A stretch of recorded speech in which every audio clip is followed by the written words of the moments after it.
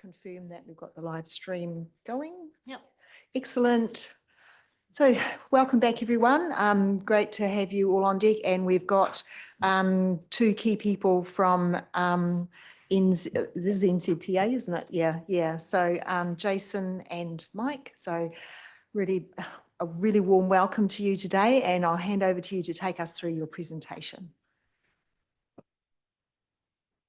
Okay, thank you, Madam Chair. As the Chair said, look, I'm Jason Harrison from Waka Kotahi, or the New Zealand Transport Agency. So I'm the Project Director for our Cambridge to Perere project.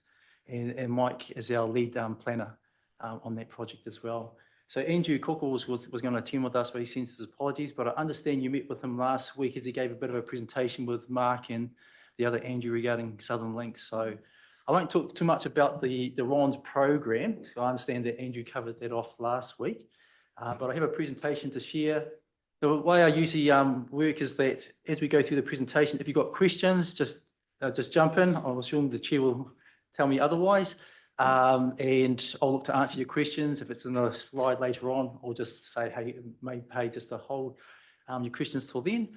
But you really want to make this a discussion where you feel like you can just ask away at things that you may be pressing, any key themes that you just really want to understand about this particular project. So on that note, I'll just go through the presentation. So the project itself is 16 k's long. Many of you will be familiar with it. It will start at the end of the existing expressway. It basically stays what we call the on-line with the current state highway alignment up to Karapiro Road. And then from there, it goes offline and will pop out by the new 129 roundabout that's currently under construction. So it has a number of structures, about 4 bridges and 1 interchange at Karapiro Road, and has a number of local roads associated with it. So with this project, there will be a number of assets that once the project's been delivered, that will be handed over to the Waipa District Council. So we're looking to work closely with staff here to make sure you've had input into the design of those particular assets, that was clear about how the assets will be handed back to council and in what state. The key thing I keep mentioning to people is that this project is moving at pace now with a target of starting physical works by next year or mid next year. So there are some work streams that ideally you would probably do sequentially, one after the other, that we're now doing in parallel. Now, while that's a risk, we're well aware of how to manage those. And one of the key things is working closely with our partners. So in this case for council, it's making sure that your staff are well aware of what's happening, the timeframes that we're working to, and have opportunities to input into that process. So that's the project there, the 16 k's. To the left of that map through to Karapiro Road there is the first section that we're looking to construct. So we've actually split this project into 2 to allow us to get works underway sooner rather than later. So the project will be split up into 2. So the online section is that first section that we're looking to start work next year. And that blue dotted line shows the extent of the expressway. The orange dotted line either side shows the extent of the local road network that will be associated with that online section. And so you'll have all that local traffic being captured by the extension of Lockley and Newcombe Road, and the expressway would be at 110 k with no access onto it other than through the interchanges and the roundabout that are shown there. Oh, sorry. Yes, go ahead, Phil. Yep, thank you. Thanks for the presentation. That's really cool. So that's likely to start next year, or going to start next year. How long would that section take? And it's probably about 5 or 6 k's, is it? Yeah, it's 6 k's long. We've allowed a construction time frame of 3 years. So I'll talk a bit more about that a bit later on. So what will help set that is, I've set a construction time frame of 3 years. Once we have our preferred contractor on board, in their program, we'll set out, the timeframes that they're working to and how quickly they can construct that 6 k section. So it may be shorter than that, but right now, the timeframes we're telling people is allow for a 3-year construction period. I don't know if you've seen the fly through of the project itself. So I've got one here that I just want to share with you. It's about 3 minutes long. Okay, thank you.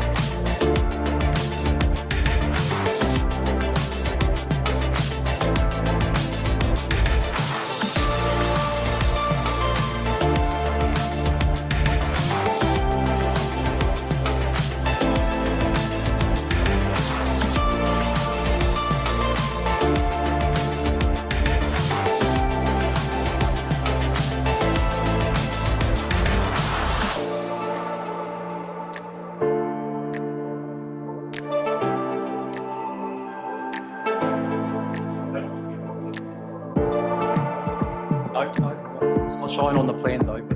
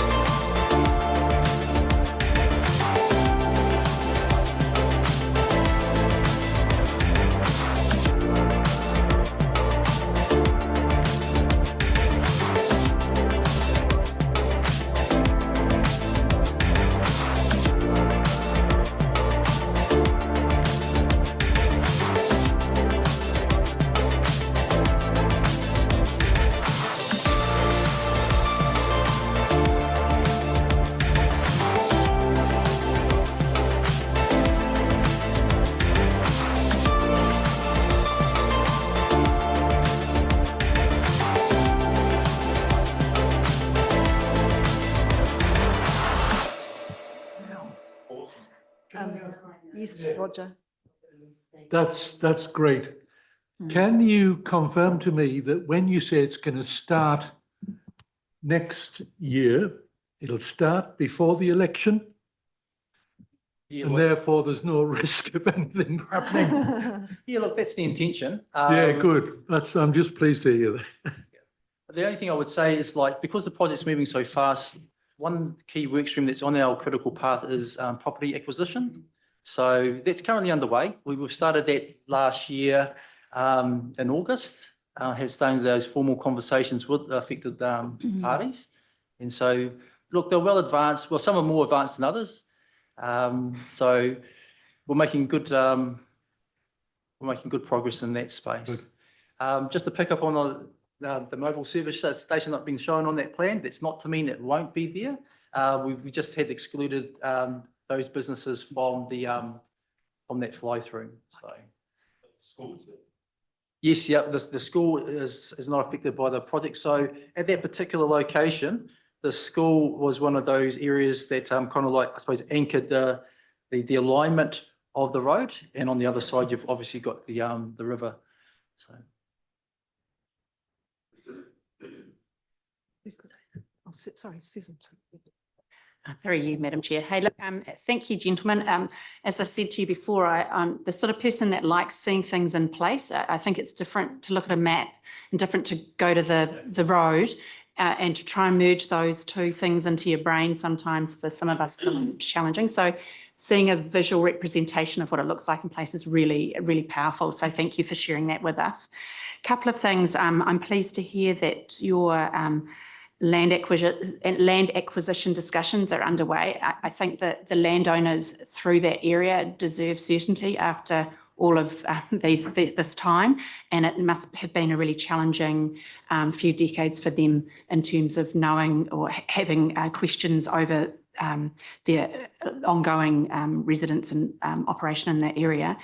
Secondly, it's really critical, I guess, from a council perspective that we're able to build confidence in that particular stretch of road being, in terms of it being so much more safe than what the current stretch is. I mean, it's not lost on you guys as to the really tragic loss of life that we've had to experience on that stretch. So, you know, really delighted to see that that those issues will be addressed, and also the frequency and ease of transport through there for freight. I understand, am I right when I say that it's estimated that the drive time from Cambridge to Tauranga with this in place will be reduced by 15 minutes? Is that, I think that was what was represented to the Minister some time ago. So I mean, that's quite a significant reduction in drive time, which, you know, is great. It's great news and for the business sector. And so, yeah, that's exciting. So look, lots of ticks for us. Looking forward to seeing it on the ground.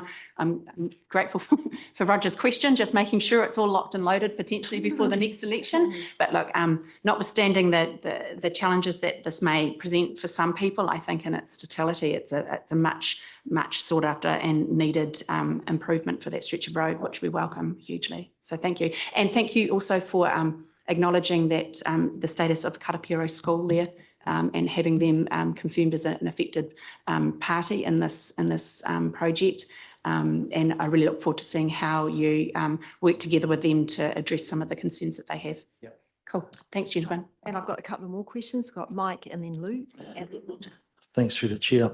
Hey, just some clarification of why the project's been split in two, because obviously there's a risk of, you know, more elections and half a road sort of thing to get the 15 minutes of true benefit, because the 15 minutes of true benefit's really to get to that Pairere interchange. So just some thoughts around why that's happened. Is it around the land acquisition and just get this thing started? Yeah, look, it is around, like, I suppose, being able to get a project to market by 2026.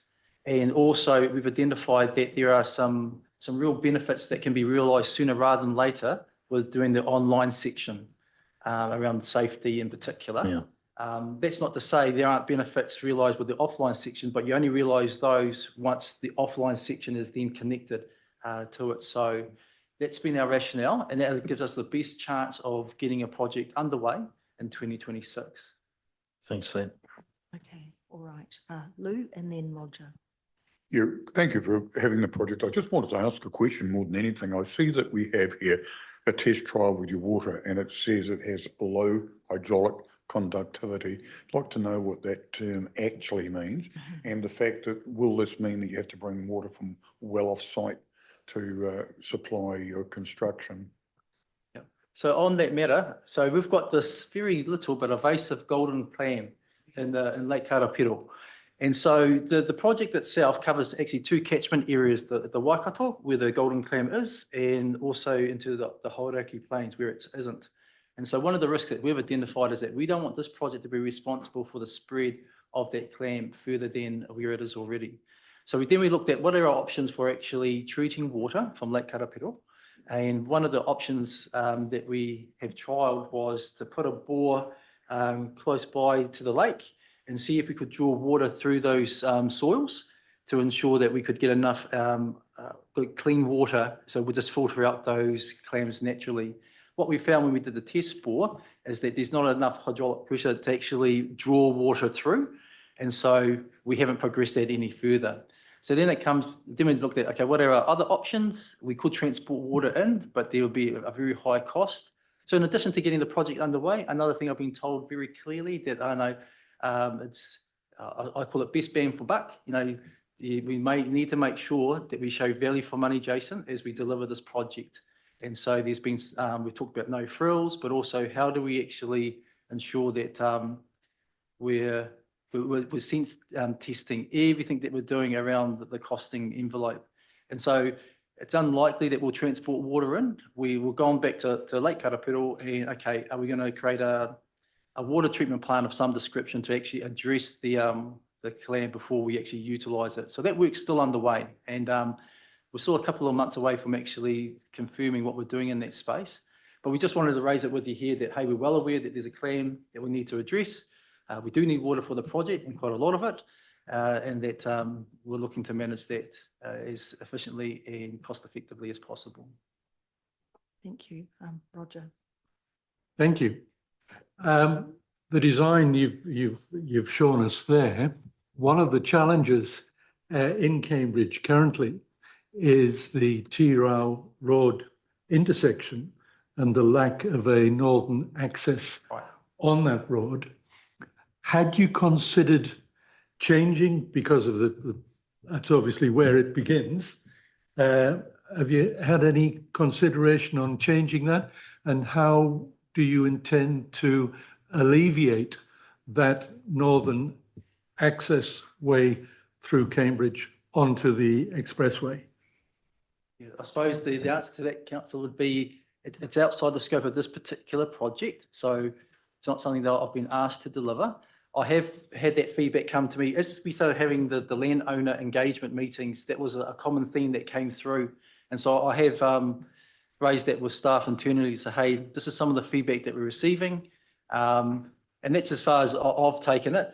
It'd be people, I suppose, in more senior positions than me to advise on what our position is. All I can tell you is that it's currently out of scope and is not getting delivered as part of our project here. Okay, thank you. Monty and then Phil. Yeah, further to Roger's question, I was going to ask it as well. While you've got all the bulldozers there,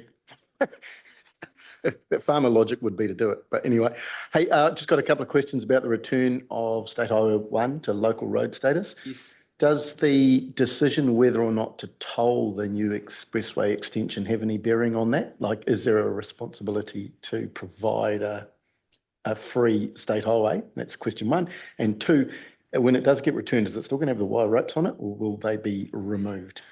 Okay, so to answer the first question, tolling will be assessed as part of this project. So some initial work has been done in that space. As part of the tolling assessment, there is a need for a practical alternate free route to be available.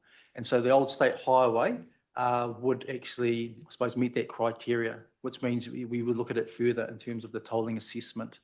That's work, while it's not part of the project that I'm responsible for, I do talk to the team about what's happening in that tolling space. So that assessment's still happening, still in the early stages. And because of the timeframes of when a toll would be introduced, so that would only happen once the offline section becomes available. And just to give you some context for that, with the offline section, indicatively, we're looking at starting works in 2027, and that has about a 5 to 6 year construction timeframe. So in terms of completing that phase of it, it would be, I think I've got in my mind about 2032, 33, that would be complete.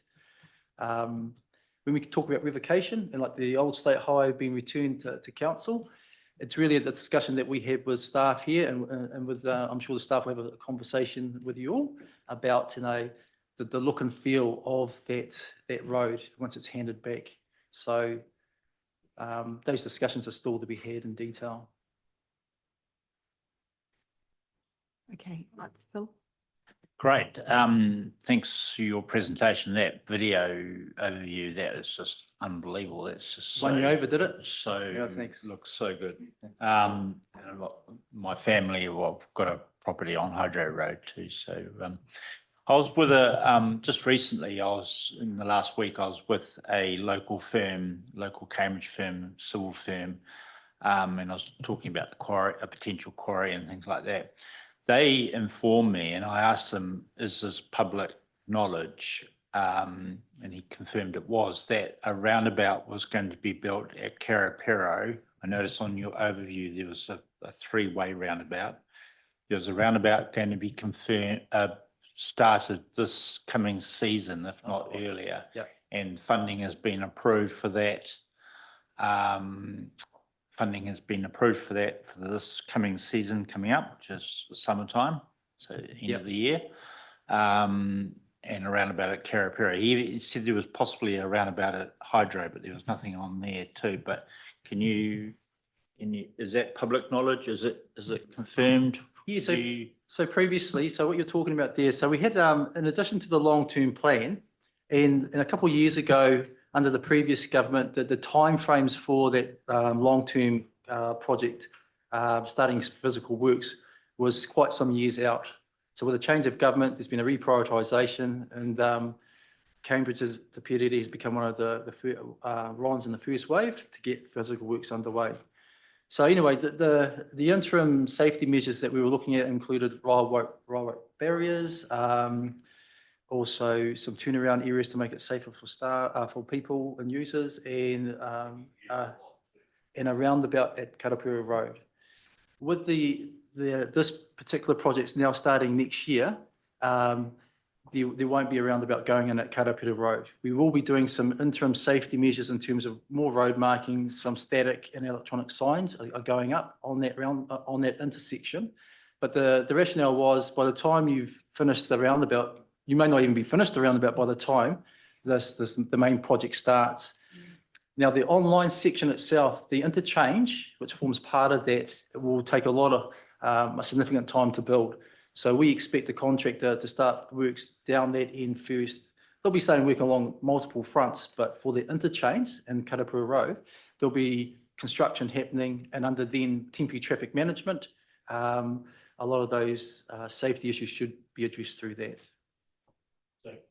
So you said something about a roundabout wasn't going to be there? No. But on the overview, there's 3 roundabouts. That's for the long-term project. Yeah. Yeah, so yeah, those are definitely going ahead, but I thought you were talking about the interim roundabout. So there was one that we were going to build while this project was still years away from being constructed. Seeing your overview, you've got 3 there, so I just thought, I was wondering whether one of those 3 may be starting this season. No. This coming season. No. Right. That was a separate and project. that's at altogether. Karapiro Road, which is where he was talking about. Correct. Yeah. Can I just follow up on something to do with those multiple fronts, and then Mike's got another question. So I'm just concerned, like you said, the contractor is likely to be working on multiple fronts as they get into this project. So we have had feedback from our community that, all of these traffic cones and temporary traffic management, that's, really challenging for them. Like, will it be kept at a sensible level? I'm just concerned like that stretch of road already, has got high levels of traffic. Any consideration as to the reasonableness of the multiple fronts and negotiating each individual one for quite a long period of time? Yeah, that will become clearer to me once we get into procurement and we start seeing the contractors, the tenderers' proposals come through. And we'll certainly be sense checking those, because the one thing that we need to make sure, and I'll use the example of Karapiro School. Like, as part of those tenders, we'll be asking, hey, how are you going to provide safe and convenient access to the school, during school hours, school terms. And so in their proposal that they submit to us, they'll have to address that. So there'll be a number of things like that. And one will be around construction sequencing, how many fronts will they have open at one time, and things of that nature. So that's still to be, I suppose, finalised. Yeah, I can appreciate that. Okay, thanks. All right, and Mike? picking up on Karapiro School. So part of that methodology or the costings, of course, would include a kohata of that school at some point by the contractor because it can be quite disruptive. I mean, we see how long these things take, and what can genuinely happen is, parents can sometimes be turned off that there's going to be a civil works happening here for the next year. So I'm actually quite genuine about has that been considered? Is the school going to be compensated when the time comes? But my question really is almost for Dawn and for whoever else. But as this road gets handed back to us in whatever year, the existing State Highway 1 is a local road, that's a significant piece of infrastructure that eventually, I'm guessing, we're going to have to maintain. And though NZTA Waka Kotahi give us 51%, at some point, that's a lot of road that we have to depreciate and allow for. So what are your thoughts on that? We sort of want it, but we don't want to pay for it. It's, I guess it's a process we've been through previously when the current sort of Cambridge section opened and yep, council worked with the Transport Agency to understand, as Jason described in terms of that look and feel, what's appropriate for it to be a local road and to meet our needs. I hear you in terms of the cost, but Transport Agency alongside us still as a co-investment partner alongside that becomes part of the tolling conversation as well. But I think we've also got to recognise the opportunities it brings, in terms of the access to some of those beautiful spots along the river that at the moment are very, very challenging to get to. So there are some opportunities and benefits in terms of, as well as opening up recreational cycling opportunities and the like. So, but yeah, that's certainly a conversation to be had with the agency in terms of how best we ensure that the opportunities are maximised and the risks are identified and mitigated.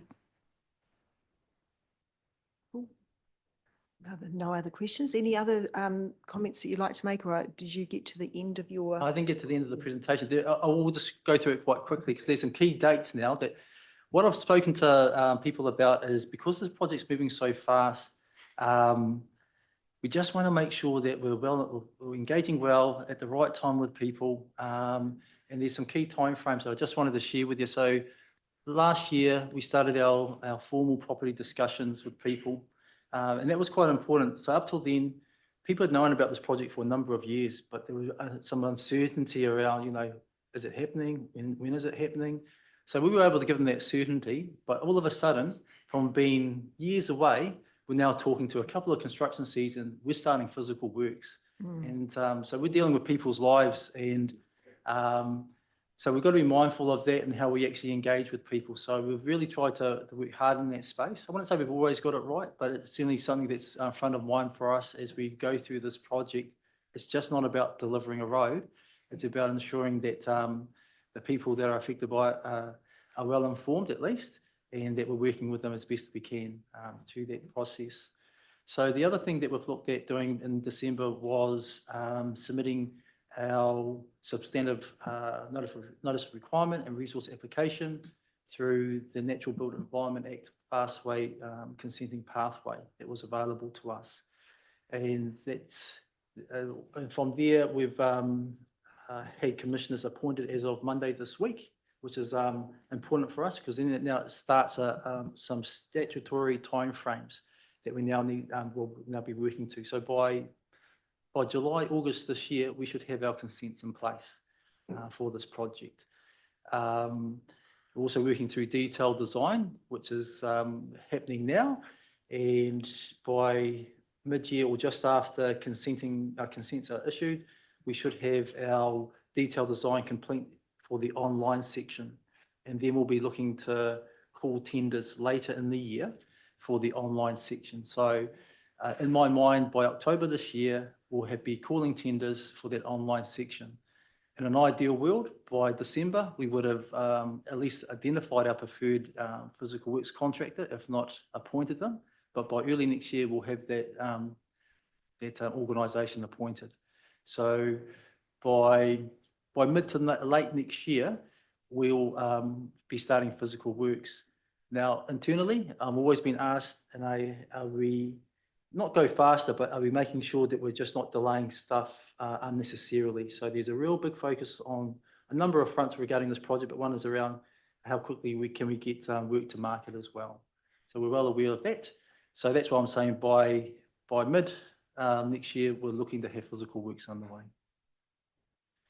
Now, that's only for the online section. The offline section would still be a year later.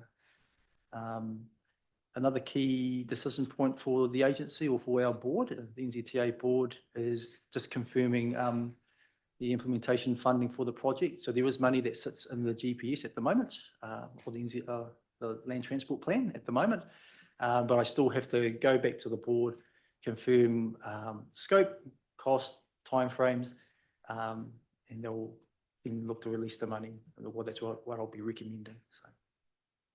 Okay, cool. Yes, Phil. Yeah, so, the timeline looks good. Landowners, you've had discussions with landowners there, but there's no time for community, the business community and the community in general. We've just been informed today that, the first, it's getting done in 2 stages. The community won't know that, I'm guessing as well. So, and that video overview, that was brilliant, but are you doing there's no discussion, you haven't itemised any community or business community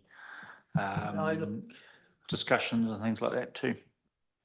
So in terms of engagement, we are planning a public open day to be held. The timing of that will probably be once we've got the consents in place and we know what we're actually looking to deliver, because then we'll have something to show the community about, hey, this is the scope of the project, this is how it's going to be delivered, timeframes. So that will be happening later on. Our website's been updated. We have, I want to say about quite an extensive email list that we send email updates to that people can sign up for. But you're right, I think the last time we had a public open day, I want to say was back in 2022 at the town hall here in Cambridge. So this is all on your websites, it's all public now? Yes, yeah. Yeah, the content is it's not in this format, but a lot of the content that I'm sharing with you will be available on our website. We can tell everyone too. So. Excellent. All right. Thank you very much. Yeah, it's really exciting actually to hear it all taking shape actually. And I wish you all the very best, for those really important milestones that you've got to achieve, in the next 12 to 18 months. Yeah. We look forward to being able to turn the turf next year as well. Have a ceremony with iwi and everybody turning the turf. So, because you said it starting the end of next year. So, let's do it next year. Let's make a time now. By mid next year. Let's I know we've shown our baseline program late next 2026, but again, look, we're pushing to be before that date. Yeah, I remember the turf being turned for the Cambridge Expressway, just near Thornton Road, early morning there one morning with iwi and everybody, regional council and everybody like that. So it was pretty cool. Yeah. I'll certainly keep you informed of that. Excellent. No, thank you, gentlemen. Really appreciate you coming along and sharing your plans. Now, Andrew, have you got a question? Just to finish Yeah, up? look, we're all looking forward to seeing this happen. Well, I think but what we really want to know is when Wakatahi is going to be funding a 3rd crossing of the river.